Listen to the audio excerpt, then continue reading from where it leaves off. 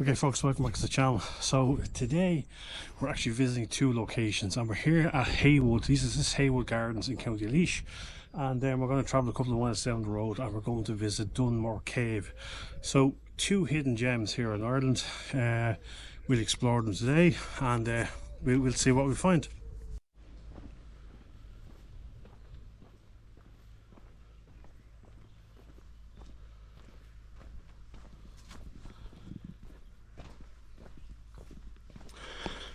So the what looks like a castle here, it's not part of the original house.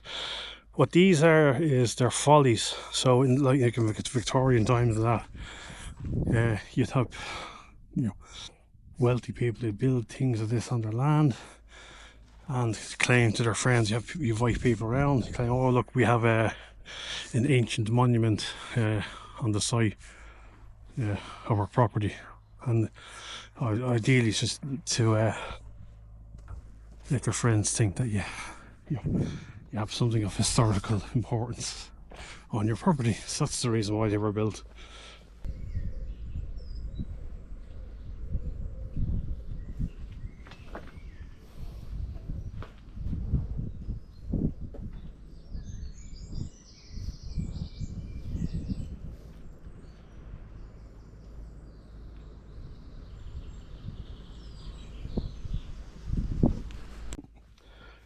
And as you can see folks, Christine is with me today.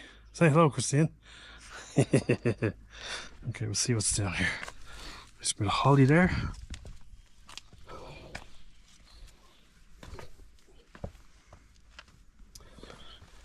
Okay, it's not made for tall people. Okay, we'll go back up.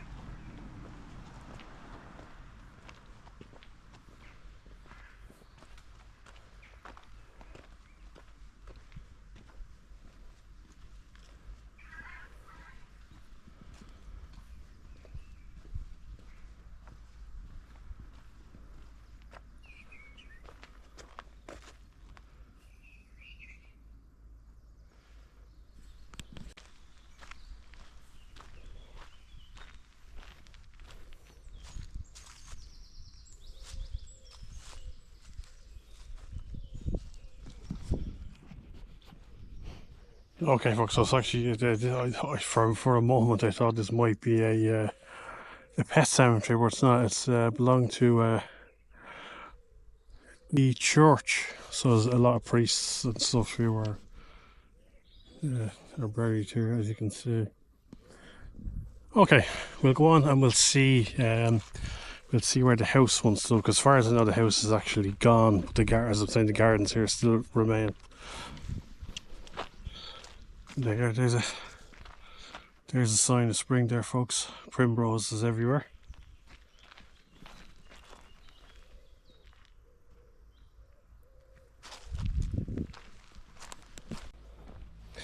It's a nice view.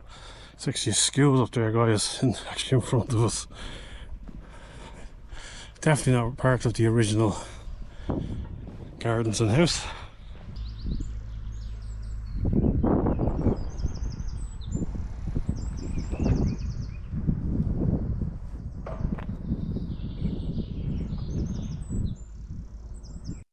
So you can just see there behind me folks is the orangery, as they were called. Basically it's like a hothouse. So back in the day you could grow, like probably like some oranges and lemons and stuff like that, and it's done in actually done in a Gothic style. You can see there with the Gothic arches. Very nice. I'd say it looked amazing back in the day.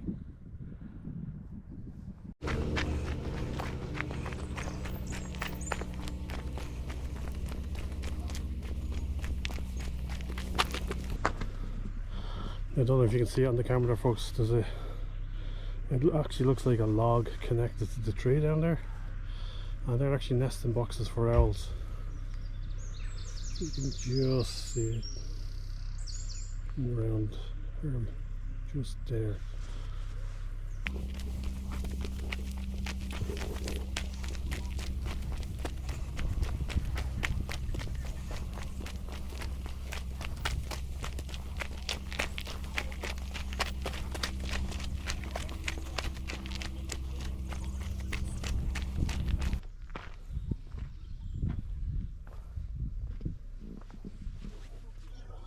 So there we are, there's an image, guys, of what the house originally looked like. It's absolutely beautiful looking house.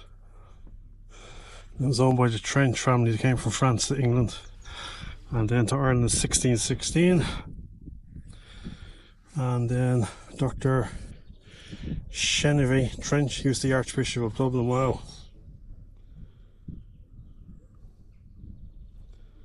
No. So the house would have stood here. You can just see the buttresses there sticking out that would have supported the walls, support all the weight of the house.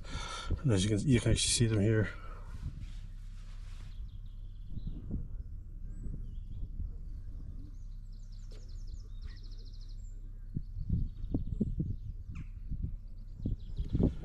Yeah, so the house was originally built in 1773, and then in 1941 the house was purchased by the Salesian order. That was the graveyard we seen down there of the clergy who were buried down below.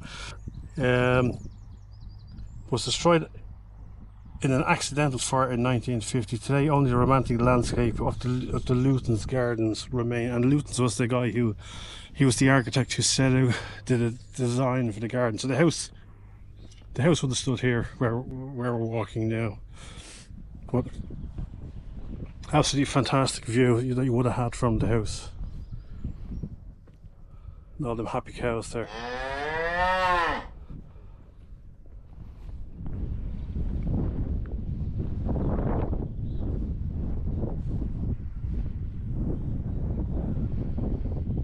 Nice view of the lake there and this lovely lady.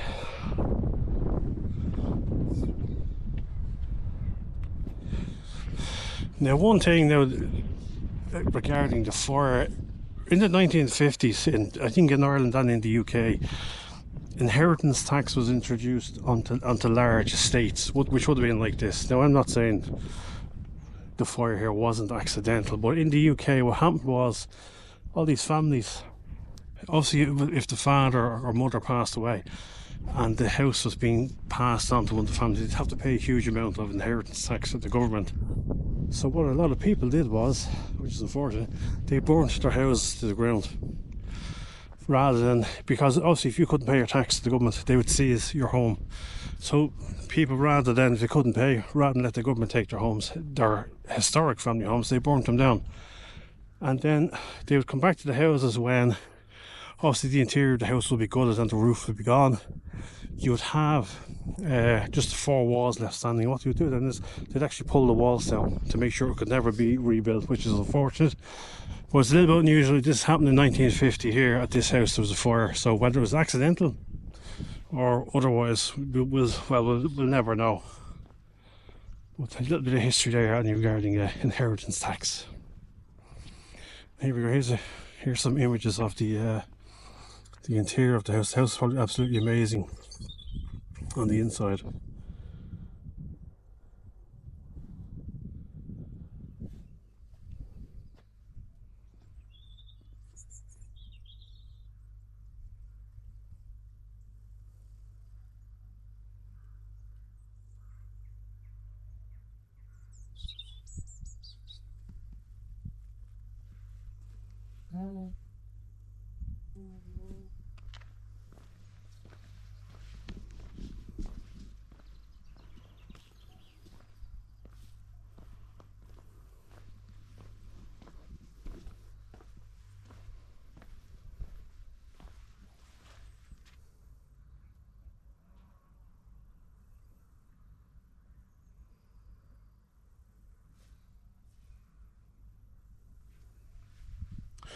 So there's the saying that the niches in the walls that once held bronze busts of various people. Wow.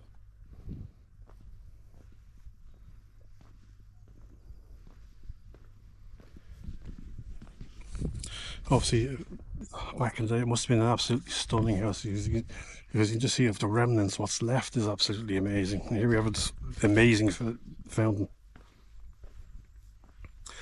I'd say that's one of the biggest fountains I've ever seen. Absolutely stunning.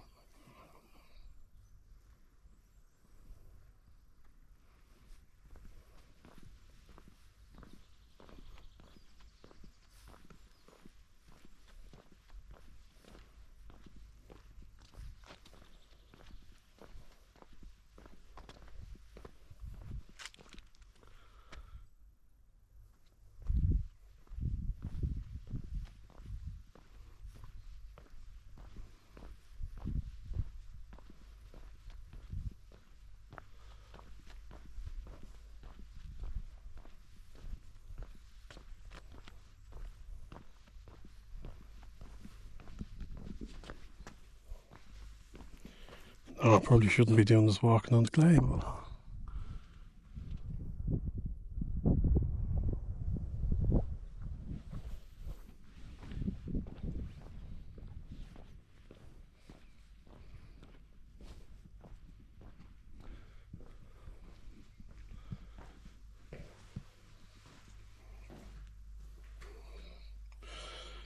if anybody knows who wrote that poem, please let me know down in the comments.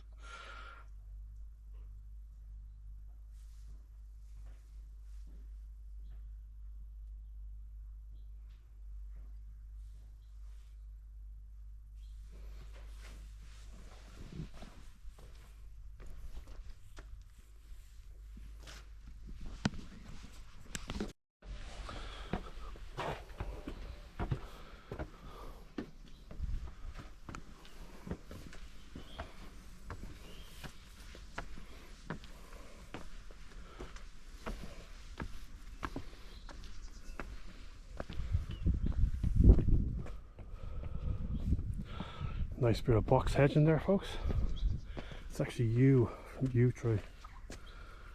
Okay, which is poisonous. If you don't already know. Okay, there's not a lot here.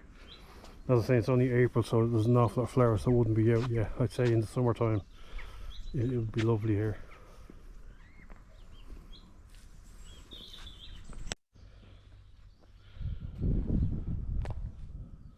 If anybody knows what the flower is, folks, please let me know in the comments, because I have no idea. It looks lovely though.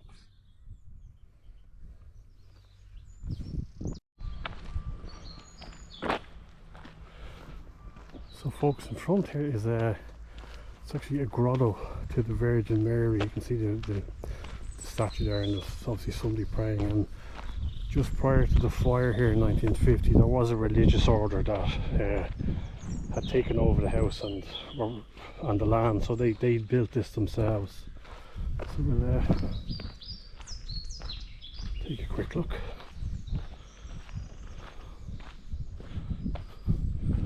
I actually think there's a few ducks in the pond here. Have a look. Yeah, there we go.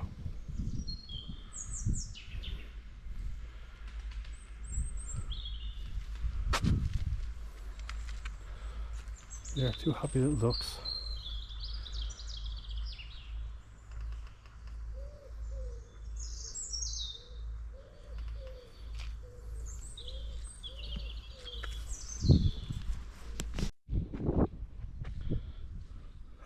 So folks, the monument in front there is actually a milestone, and there's distances from Ballinakil, Dublin and Haywood, so that's where it measured the distance from those 3 points. And it's also a memorial to Andrew Caldwell, Frederick Trench's good friend. So we'll have a look and see what the inscription is on the monument, if you can read it. It's probably Latin, but we'll have a look. So to Haywood in furlongs. Okay, so they measure things in furlongs in those days. Okay.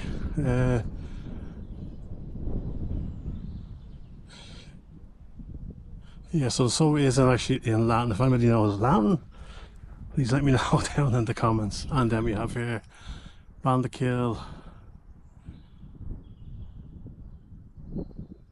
Yeah, I can't read it. Actually, what's this? Okay, see what's around this side.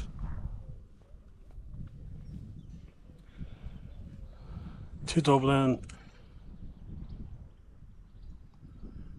So, yeah, so there's Roman numerals. So, wherever is that in miles to Kildare or by Kildare, I think it says. So, that's hard to read. Interesting. Interesting, all the same. Okay. So, folks, that's the original entrance to Haywood. So, obviously, looked, I'd say, magnificent back in the day as you well, it came through in your horse and carriage into the grounds and then made your way up to the house. It looks very similar to if you've ever been to Slane Castle in Slane County Meath, the entranceway into Slane Castle is very similar to that. Okay, so what I was saying back in the day was obviously an amazing place. It still is, even though the house is not here. Like, there's no tourists here. It's just so far it's just myself and Christian. See what's walking around here. And like, it is magical. You see the fantastic views there across the mountains, over across into Kilkenny, which we're heading to next. We'll be heading down to Dunmore Cave. Yeah, so this is Haywood Gardens. Definitely worth a visit. It doesn't cost. I mean, it's free in. So well worth a visit, guys, if you're passing this way. Okay, onwards and upwards.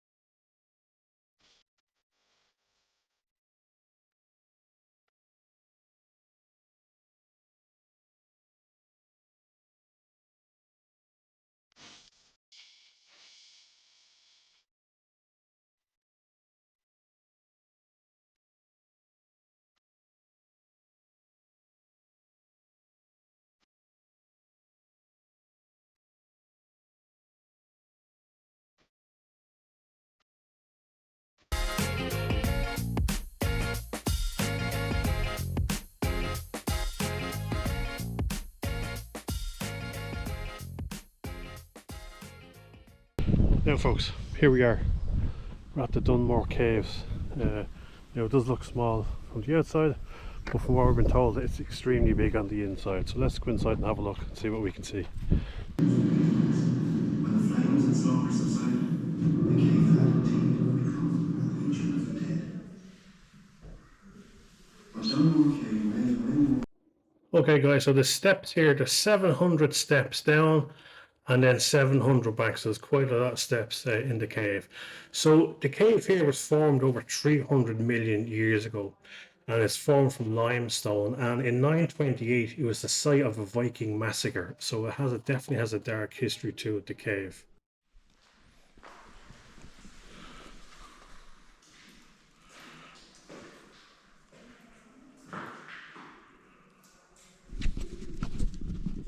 And then just in front of us here is where a lot of Viking bones were found. So this is where a lot of their dead were laid to rest. And the pile of rock in front there is actually a cave in from the roof.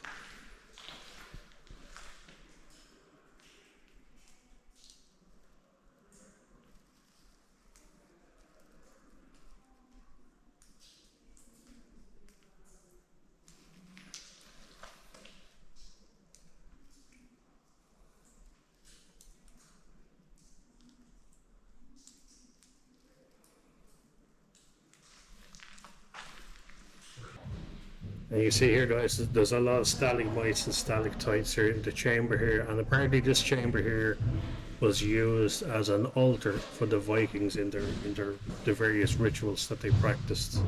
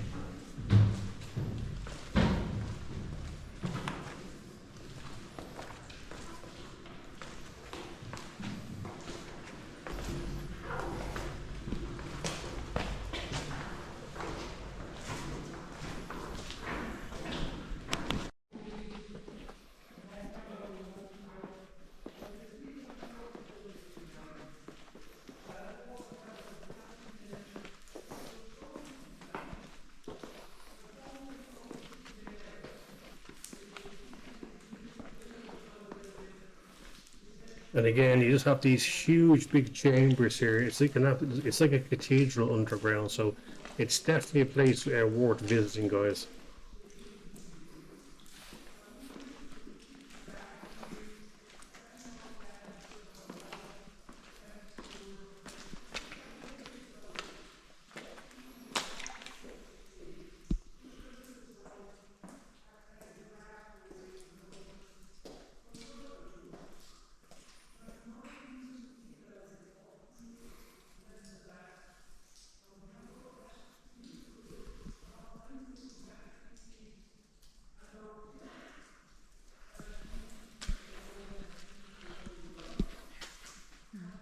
And that's the actual entrance into the cave, guys. So as I was saying, 700 steps down, 700 steps back to the surface.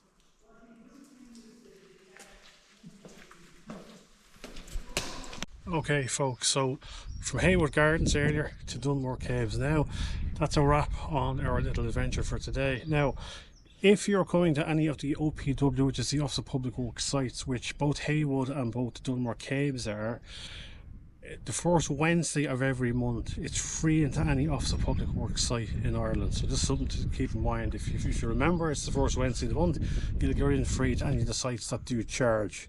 If you liked what you saw, please like, subscribe, and do leave a comment down in the comment section. And I'll see you all on the next video.